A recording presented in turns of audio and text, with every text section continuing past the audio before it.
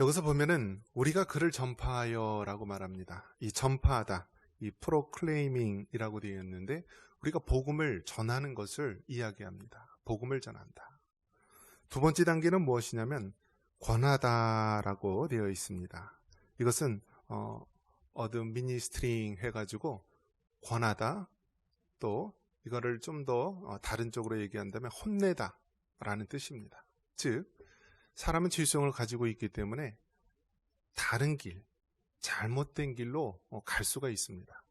그래서 복음을 처음 받았으면은요, 그 다음에 되어지는 과정이 무엇이냐면 늘 하나님 말씀을 기준으로 해서 우리가 바른 길로 가는지 우리가 돌아봐야 되는 것입니다.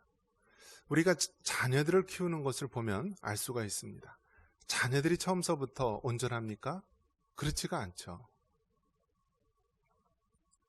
예전에 이제 TV에서 이제 슈퍼맨이라고 하는 그러한 이제 드라마를 이제 하게 될 때요, 이 슈퍼맨이라는 영화를 보면서요, 아이들이 무슨 생각을 하냐면 이 높은 데서 뛰어내리는 거예요. 슈퍼맨은 어떻게 하죠? 붕 뛰어내리면 날아가잖아요. 그런데 아이들이 그걸 보고요, 진짜 뛰어내리는 거예요. 슈퍼맨 하면서 뛰어내리는 거예요. 어떻게 됐을까요? 다치거나 때로는 죽는 경우도 있고 그런 거예요. 그러니까 아이들은요, 분별을 못하는 거예요. 그렇기 때문에 부모의 손길, 또 어른들의 지도가 필요한 거예요.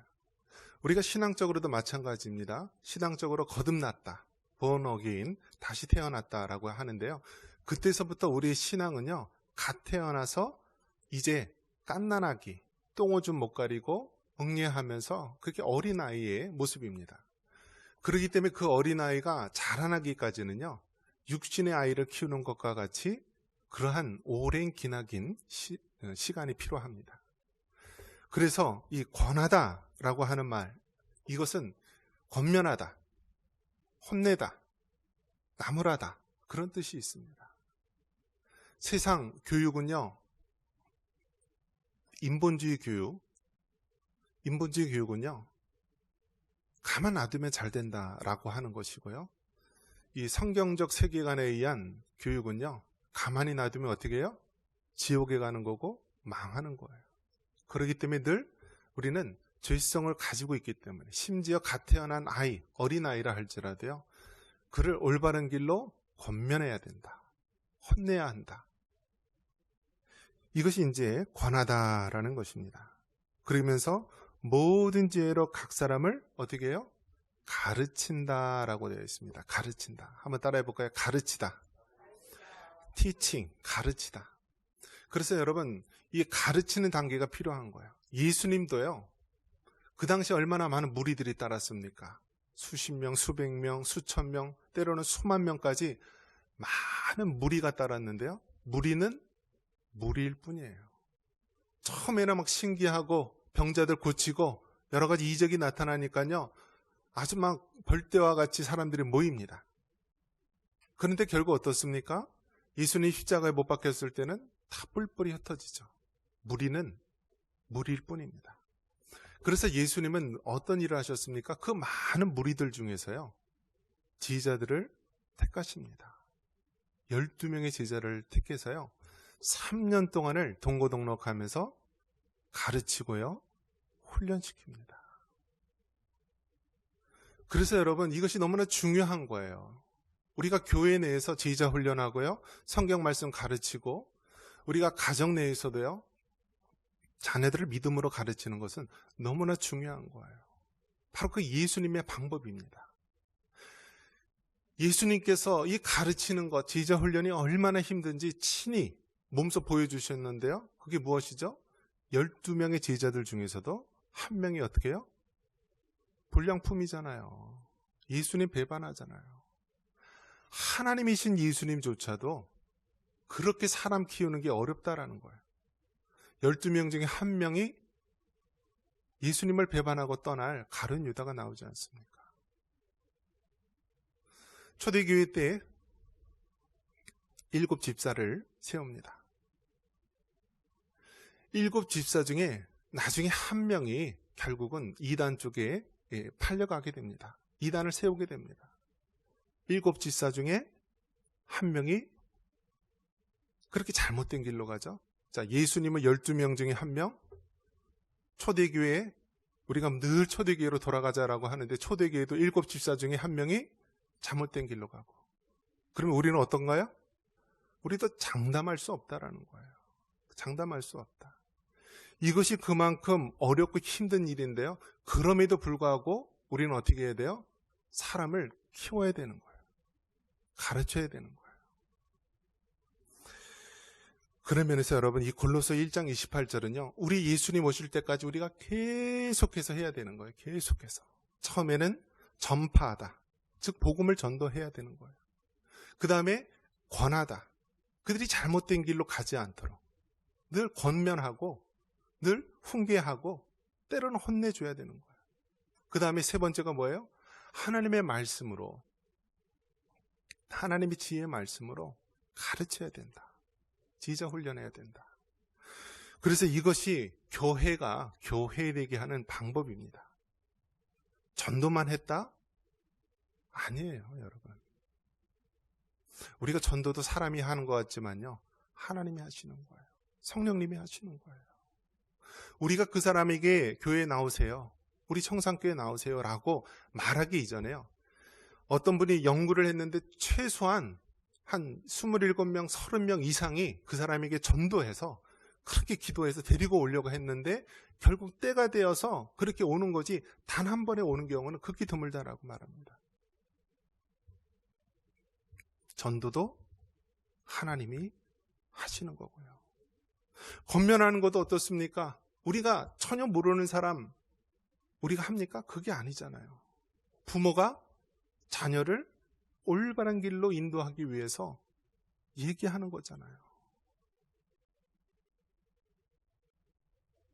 그렇기 때문에 여러분, 정말 이 권면하다, 건강한 잔소리는 해야 돼요.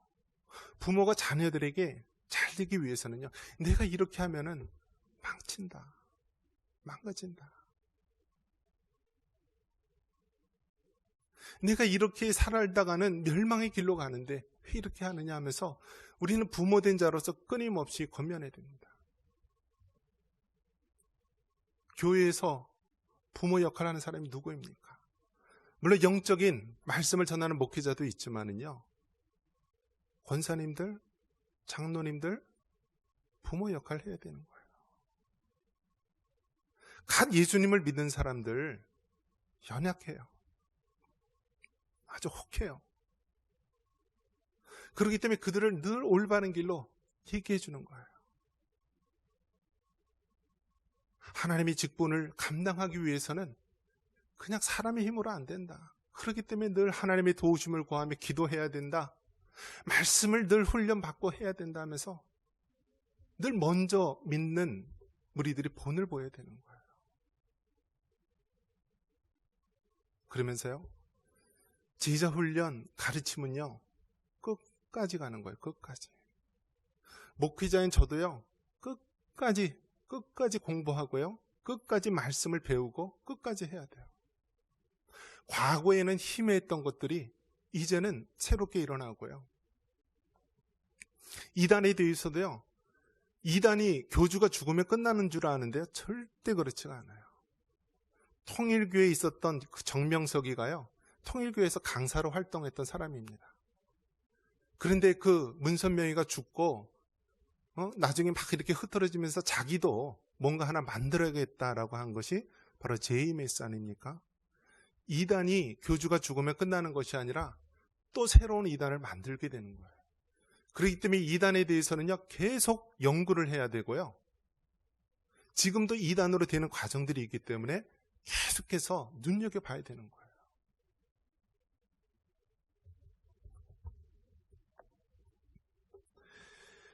이 모든 것들을 하실 때 누가 하시느냐? 성령 하나님께서 우리에게 구원을 적용시키는데요. 자, 이 성령 하나님께서 하시는데 이것을 바로 우리는 효과적 부르심이라고 말합니다. 한번 따라해 볼까요? 유효한 부르심.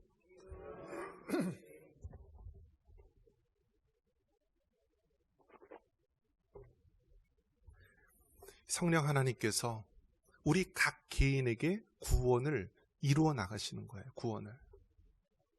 그런데 성령 하나님께서 우리에게 유효한 부르심으로 우리를 이끄시는데요. 먼저는 칭의라는 것이 있습니다. 칭의. 한번 따라해 볼까요? 칭의. 칭의는 칭하다, 의롭다고 칭하다라는 뜻이에요. 우리가 구원의 여정, 구원의 순서가 9가지가 있는데요. 한번 따라해 보겠습니다. 소, 중, 회, 신, 칭, 수, 성, 견, 영. 이게 구원의 9가지 순서, 여정이에요. 이거 장로고시 볼 때 다 나오고요. 목사고시 볼 때 다 나오고, 여러분 다 집사, 권사 공부할 때 다 한 번씩 했던 거예요. 그런데 여러분 기억이 납니까? 잘 안 나잖아요. 어떻게 해요? 하나님 말씀은 계속해서 소가 여물을 먹듯이요. 계속 반복해서 봐야 되는 거예요. 소는 무엇이냐면 소명이에요. 소명. 성령 하나님께서 우리를 부르시는 거예요. 이것을 이제 소명이라고 합니다. 소명. 여러분이 누군가 전도해서 교회로 나오는 것 같지만 그 이면에는 하나님께서 우리를 택하셔서요. 우리를 부르시는 거예요. 너는 내 자녀다. 이것이 바로 첫 번째 소명이고요. 중생, 두 번째가 중생입니다. 한번 따라해 볼까요? 중생. 중생은 다시 거듭나는 것을 얘기하는 거예요. born again. 우리가 육신으로 태어나듯이요. 영적으로도 다시 거듭나는 것. 이것을 중생이라고 합니다. 중생. 세 번째는 무엇이냐면 회개입니다. 한번 따라해 볼까요? 회개. 그래서 회개는 내가 죄인임을 깨닫고요. 하나님 앞에 회개하는 거예요. 그런데 회개는 어떤 회개가 있습니까? 크게 두 가지로 우리가 태어나서부터 갖고 있는 원죄가 있죠. 오리지널 신. 그 다음엔 우리가 하루하루 살면서 짓는 자범죄가 있는 거예요. 그렇기 때문에 여러분, 우리가 처음 예수님을 영접하고 믿을 때 회개하는 것뿐만이 아니라 날마다의 삶 속에서 우리가 회개해야 되는 거예요. 회개해야 된다. 여러분, 어떤 분은요, 회개를 너무나 쉽게 생각해요. 너무나 쉽게. 그리고 회개하면 모든 죄가 다 사함받는다라고 너무 쉽게 얘기하는데요. 여러분 한번 보십시오. 다윗이 우리아의 아내 밧세바를 범했습니다. 간음죄를 범했죠. 그리고 우리아를 전쟁에 그 한가운데 집어넣어서 적군의 화살을 맞고 죽게 만듭니다. 살인죄를 범했죠. 그리고 자기는 아무것도 없이 그냥 하나님을 속이며 위선적인 모습으로 살아갑니다. 선지자 나단이 와서 비유로 얘기하죠. 부작꾼이 그 어린 양 그걸 잡아다가 죽여서 손님을 대접하고, 그럼 못된 사람이 어디 있느냐라고 했을 때 바로 그 못된 사람이 바로 다윗 왕입니다. 그래서 다윗이 어떻게 했어요? 회개했어요. 회개했어요. 그것으로 끝이에요? 그것으로 끝이냐고요. 여러분 정말 죄에 대해서 두려워하는 마음, 무서워하는 마음을 가져야 되는 거예요. 다윗이 회개했습니다. 사함받은 거 맞아요. 그런데 하나님께서 이 사람을, 다윗이란 사람을요, 평생토록 훈련을 하는 거예요. 자기 자녀들, 이복 형제들 간에요, 강간이 일어나고요, 살인이 일어납니다. 다윗이 부하의 아내를 범했는데요, 나중에는 자기 아들 압살롬이가 이 다윗의 후궁들을 건드립니다.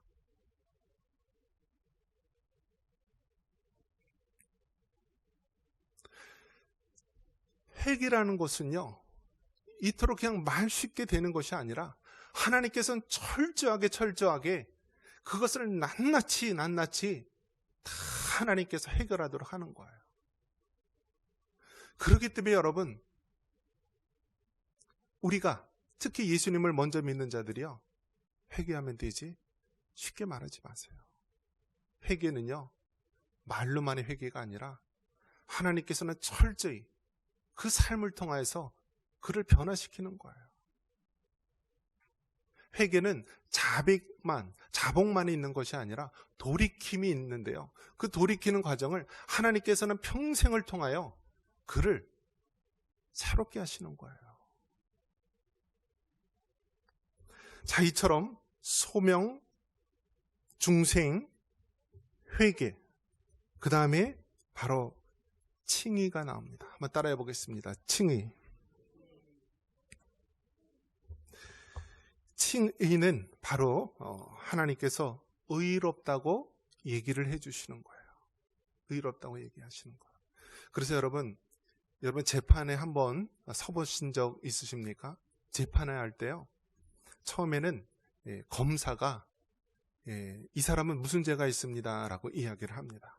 그리고 두 번째는 변호사를 통해서 변론을 합니다. 내가 어쩔 수 없이 이렇게 죄를 범했는데요 하면서 이렇게 변론을 합니다. 그러면서 최종적으로 판사가 이 판결을 내립니다.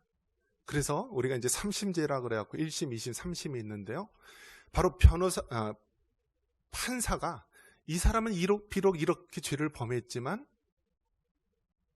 초범이고 다시 기회를 주기 위해서 무죄를 선언합니다 하고 땅땅땅 때리면은요, 그 사람은 죄인이신 분이었다가 그렇게 선고 내리는 순간에 바로 죄인에서 의인이 되는 것입니다. 마찬가지로요, 우리가 예수님을 믿고 하나님의 자녀가 되면은요, 하나님께서 너는 내 자녀다 라고 하면서 우리를 의롭게 여기시는 거예요. 그런데 여러분 어떻습니까? 우리가 그렇게 땅땅땅 하고 의인이다라고 칭해 준다고 우리의 성품이 한 번에 확 변합니까? 대부분의 경우가 그렇지가 않잖아요. 그래서 평생을 통하여서 하나님께서는 칭의, 의롭게 된 자를요, 성화의 과정으로 훈련을 시키시는 거예요. 훈련을 시키시는 거예요. 저도 그렇고 여러분도 그렇고 철저하게 하나님께서 거룩하게 만드는 거예요. 그래서 마지막에 우리가 이 거룩의 완성, 골로새서 1장 28절에 나온처럼 우리를 완전한 자로 세우게 되는데, 이 완전한 자라는 것이 결국은 성화의 완성인 영화입니다. 영화. 이것은 우리가 죽을 때, 주님 앞에 갈 때 완성이 되는 거예요.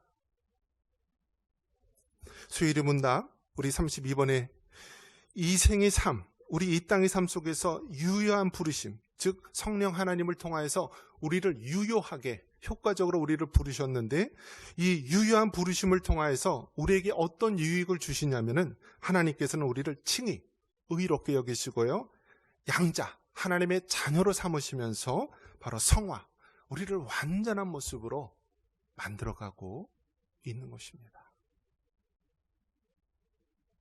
여러분, 하나님 앞에서 낮아지시기 바랍니다. 겸손해지시기 바랍니다.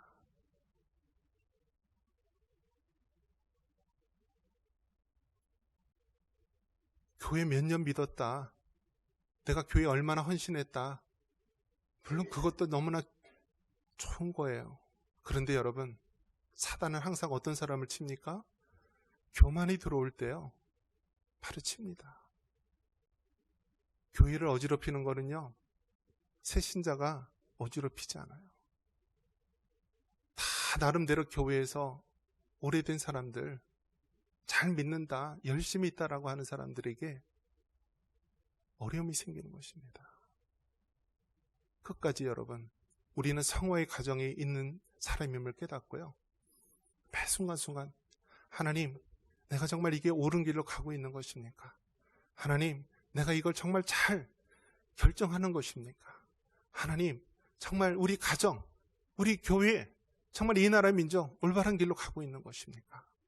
늘 말씀을 기준으로, 또 늘 기도로 하나님께 응답을 받고, 늘 성령 하나님의 도우심 속에서 두렵고 떨림으로 여러분 구원을 이루시기를 바랍니다. 이런 은혜가 있기를 주님의 이름으로 축원합니다.